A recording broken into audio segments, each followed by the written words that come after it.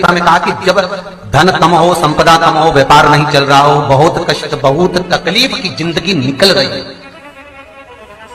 2 रुपए भी अगर खाने के लिए नहीं है तो एक बार प्रयास करना, घर में ही प्रदोष के दिन घी का दिया लगाकर या मंदिर में शंकर के घी का दिया लगाकर उसमें 2 बाती, कितनी बाती?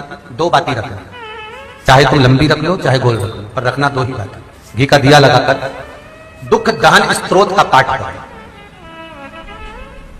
दारिद्र दुख दहन स्त्रोत का पाठ बाजार में किताब मिल जाएगी, नहीं मिले तो मोबाइल पर सर्च कर लेना, उसमें निकाल लेना, उसका पाठ करो। कम से कम 5 प्रदोष तो करो।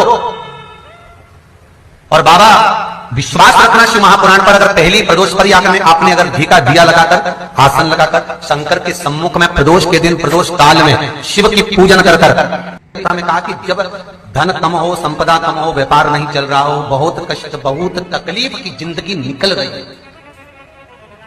2 रुपए भी अगर खाने के लिए नहीं है तो एक बार प्रयास करना, घर में ही प्रदोष के दिन घी का दिया लगाकर या मंदिर में शंकर के घी का दिया लगाकर उसमें 2 बाती, कितनी बाती? 2 बाती रखना, चाहे तुम लंबी रख लो चाहे गोल रख लो, पर रखना 2 ही बाती। घी का दिया लगाकर दुख दहन स्त्रोत का पाठ करो।